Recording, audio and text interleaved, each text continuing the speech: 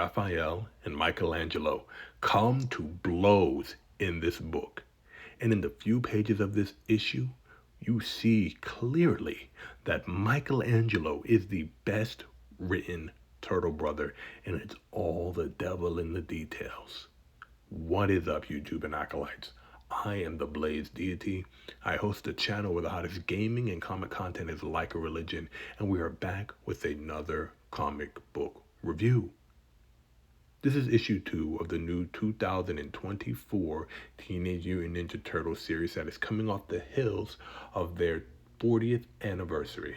We started with issue 1 that focused on Raphael being incarcerated in state prison, being set up for the murder of the warden, as well as being attacked by the Foot Clan, is now on the lam to try to warn his brothers of the impending Foot Clan attack. In issue 2, we pick up here with Michelangelo, who's probably living the most ideal life, the life that fits the turtle the best, right? And that's being a movie star. For those of you who might not know the background or the inner machinations of the Teenage Mutant Ninja Turtles, though they all wanted to be accepted by humanity and society, it was Michelangelo who always wanted a little bit more, always had more of a brighter look on things. Whether it's the 2004 series or even the 2009 Teenage Mutant Ninja Turtle series, he always mentions like, oh, being a star, being famous, being, widely known, and he gets a chance to do that in this. But we find out that there is one thing that is haunting Michelangelo, and we will find that out towards the end of this issue. But Michelangelo here in Tokyo, the movie star, is as famous as anyone can be. He talks about how when he first started doing this, how he would still try and fight crime, how he would still go and, try and stop muggers late at night. He would sneak out and try and, perform these acts of heroism. But now he can't do it anymore. He can barely sneak away and get a moment for himself. So much so that, when he is in his, I'm pretty sure, penthouse, he's talking about times where he misses his brothers, right? He was like, yeah, when I shouted out this cook's meal and said like it was the best meal I ever had, like pretty much lied. It was like the best meal I had. Subconsciously, he's thinking about it was him just sitting around enjoying time with his brothers, eating pizza. And we know the Ninja Turtles love pizza. I'm not saying that the meal that was prepared for him at this restaurant was gross or anything, but the best meal usually have the best company and deeper rooted feelings, and good vibes always make food taste better. And who doesn't like pizza, right? Tell me in the comments what kind of pizza you like, because I'm a connoisseur of the cheese pie. But that's neither here or there. Michelangelo is eating this frozen dinner, reminiscing about times and like really facing his feelings about his family being broken up, when we find out that the pizza was poisoned, right? And here come the Foot Clan to attack Michelangelo while he's at his lowest. And this is where we start seeing the brilliant writing around Michelangelo. First off, he tries to go on the attack initially, understanding that he's poisoned, that he can't see straight, that he can barely stand up because whatever he ate is having a physical, toll on his body. And he's dealt with almost immediately, right? And he's thinking to himself like, man, I'm sloppy. I don't know what I'm doing. I'm pretty sure like my brothers would be like ragging on me right now. And that is very true. That is very true, because Michelangelo was always the slacker. He was always the clown, the class clown pretty much of the Turtle brothers. Really didn't take anything too seriously and usually got by with, luck or the skin of his teeth or circumstances just going right for him most of the time. And he's thinking about this. He's like, yeah, my brothers would be harping on me right now. It would be so crazy. And he starts to hallucinate while he's fighting these Foot Clan ninjas. And he's hallucinating his brothers. And they are ragging on him. They're like, yo, you should have listened to what we taught you. Look at you. You're making everything a joke. And that is Mikey's defense mechanism. For a lot of people who don't, like I said before, understand the inner machinations or the characters of the Teenage Mutant Ninja Turtles, one would say that they believe Raphael is the most, insecure, who's the most, unstudied when it comes to the confidence or the poise that one may have.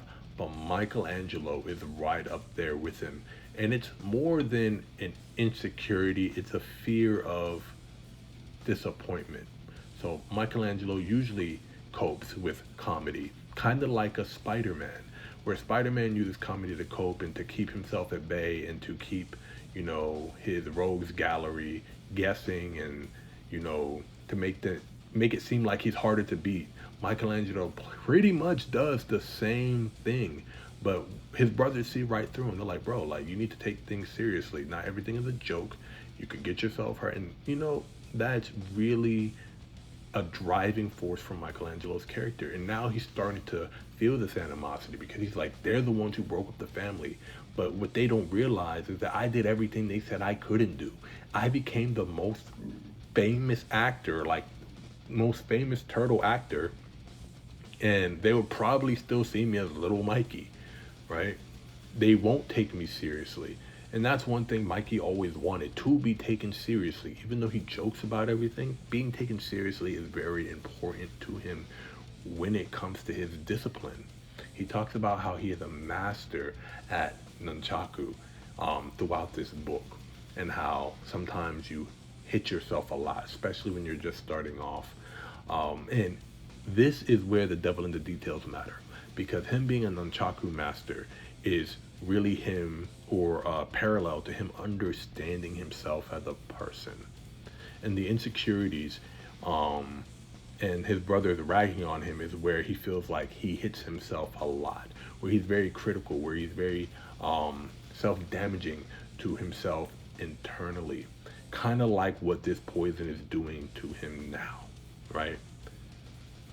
And while he's imagining the Foot Clan ninjas as his brother, he's hit really hard by the one that looks like Raph in the stomach.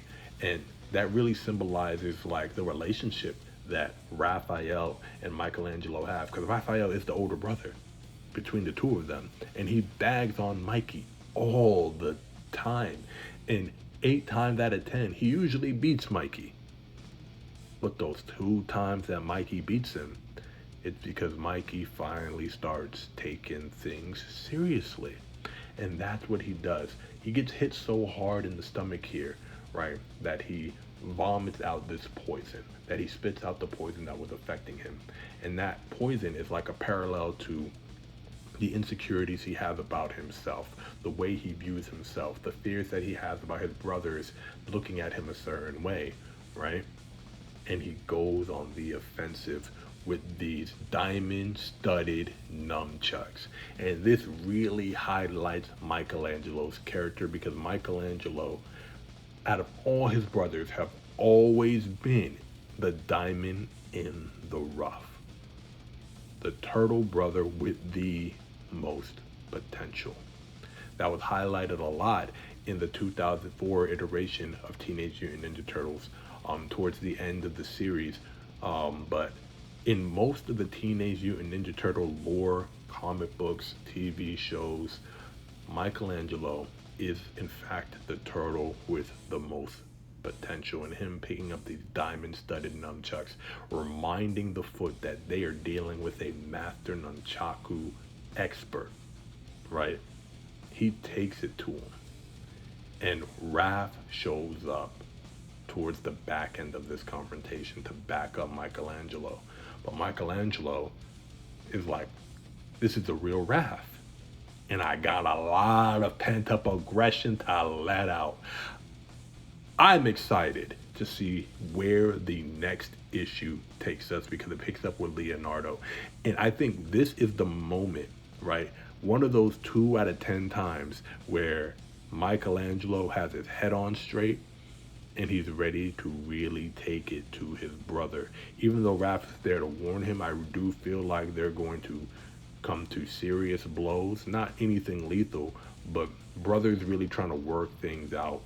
And because they're warriors, the best way to work it out is through combat. Like I said, I don't think it'll be lethal, but I think this will be the best way to put it out, because out of all the brothers, Michelangelo and Raphael have the most depth in their relationship.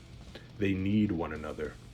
They balance each other out, where Raph is impulsive and stoic and lacks a sense of humor for the most part. Mikey balances that out.